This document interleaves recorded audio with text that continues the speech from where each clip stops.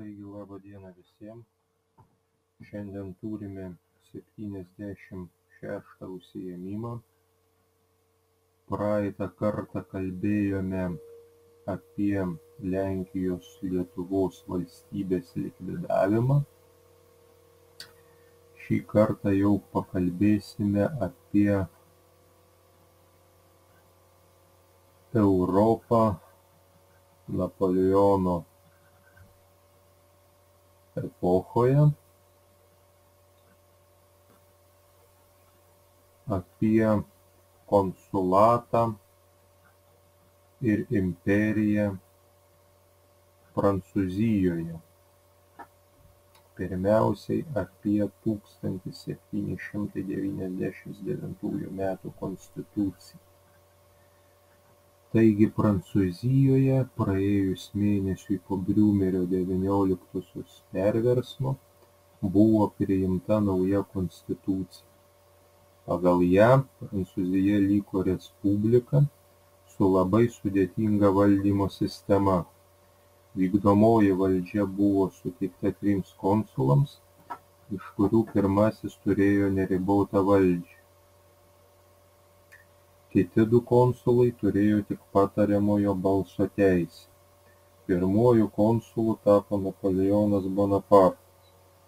Jis turėjo teisę skirti ministrus, vadovauti vidaus ir užsienio politikai. Įstatymų leidžiamoji valdžia buvo padalyta tribunatui, įstatymų leidžiamajai ir valstybės tarybai. Įstatymo projektas turėjo būti svarstomas kiekvienoje iš šių institucijų, po to patekdavo į senatą, kurio narius tvirtino pirmasis konsulas.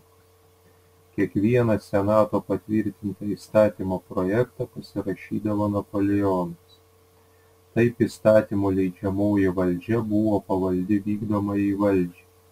Ši konstitucija sudarė sąlygas įsitvirtinti neribotai Napoleono valdžiai. Laikotarpis nuo direktorijos žlugimo iki imperijos paskelbimo Prancūzijoje vadinamas konsulatu. Apie Napoleono vidaus politiką. Napoleonas valdymo pradžioje siekė nutraukti sukilimą Vandėjoje ir sustabdyti direktorijos metais paplitusį plėšikavimą keliuose, kuris buvo virtęs didžiulę nelaimę.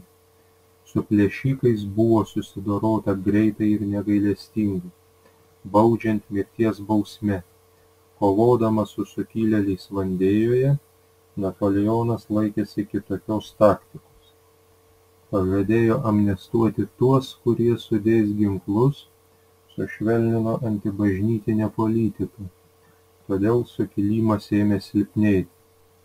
Siekdamas centralizuoti valdžią, Napoleonas ėmėsi didelių reformų. Buvo panaikintos renkamos departamentų savivaldybės. Jas pakeitė prefektūrų sistema.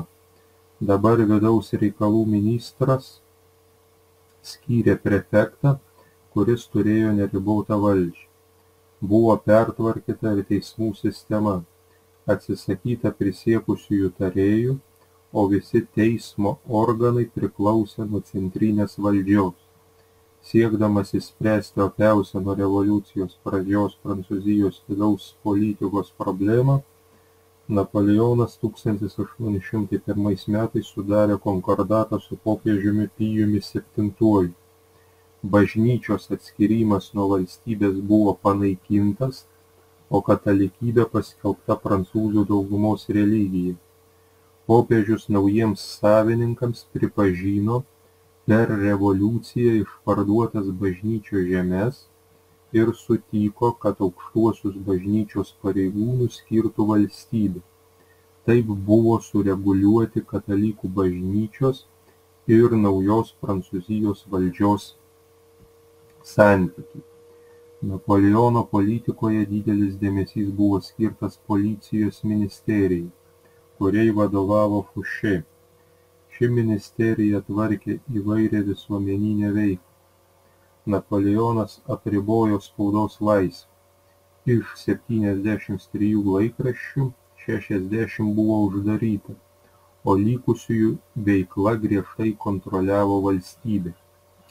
Reformuota buvo ir švietimo sistema. Švietimui vadovavo žinyba, vadinama kabutėse universitetu.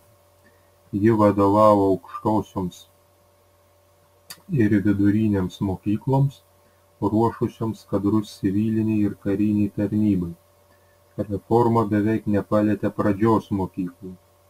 Napoleonas pasirūpino ir emigrantais, kurie per revoliuciją buvo pasitraukę iš Prancūzijos. 1802 metais buvo išleistas nutarimas, pagal kurį visi emigrantai, prisiekę ištikimybę naujai santvarkai, galėjo grįžti į Prancūziją. Daugelis emigrantų, pasinaudodami šią galimybę, grįžo į tėvynę. Prancūzijoje buvo įsteigtas garbės legiono ordinas, tebeteikiamas ir šiais laikais, kuriuo būdavo apdovanojama už reikšmingus karinius ir civilinius nuopelnus. Napoleonas įtvirtino naują valstybės santvarką, centralizavo šalies valdymą, sustabdė valstybės turto grobimą ir spekuliaciją, sušvelnino padėtį Vandėjoje, likvidavo daugelį plėšikų gaujų. Apie Napoleono karų pradžią. 1800 metais, gegužės mėnesį, Napoleonas, norėdamas atgauti prarastą Šiaurės Italiją, pradėjo karą su Austrija. Šiaurės Italijoje austrai buvo sutelkę gausią ir gerai ginkluotą kariuomenę. Napoleono kariuomenė netikėtai persikėlė per Alpes ir pasklydo austrų užnugaryje. Prancūzai greitai užėmė Lombardijos sostinę Milaną, Paviją, Kremoną, daugelį kitų Šiaurės Italijos miestų bei kaimų. Lemiamas mūšis įvyko 1800 metais, birželio mėnesį prie Marengo kaimelio. Austrai buvo visiškai sutriuškinti. 1801 metais tarp Prancūzijos ir Austrijos buvo pasirašyta taikos sutartis. Pagal ją Austrija prarado Šiaurės Italiją, Belgiją, Liuksemburgą, visas vokiečių žemes kairiajame Reino krante. Austrai taip pat pripažino Batavijos, tai yra Olandijos, ir Helvecijos, tai yra Šveicarijos respublikas, kurios faktiškai tapo Prancūzijos valdomis. Po šios taikos iširo antroji antiprancūziška koalicija, o Anglija pradėjo taikos derybas su Prancūzija. 1802 metais Amiene tarp Anglijos ir Prancūzijos buvo pasirašyta taikos sutartis. Anglija grąžino Prancūzijai visas kolonijas, kurias buvo užgrobusi, išskyrus Ceiloną ir Trinidadą. Prancūzija turėjo išvesti kariuomenę iš Egipto ir grąžinti popiežiui Romą. Po Amieno taikos Prancūzijoje surengtame plebiscite Napoleonas buvo paskelbtas konsulu iki gyvos galvos.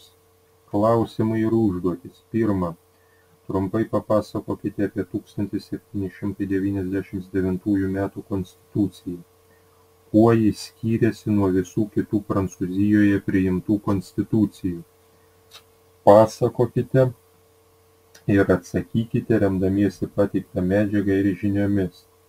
Antra, trumpai papasakokite apie Napoleono vidaus politiką. Koks buvo pagrindinis Napoleono vykdomų pertvarkymų tikslas? Kodėl Napoleonas sudarė konkordatą su popiežiumi? Pasakokite ir atsakykite remdamiesi pateiktą medžiagą ir žiniomis.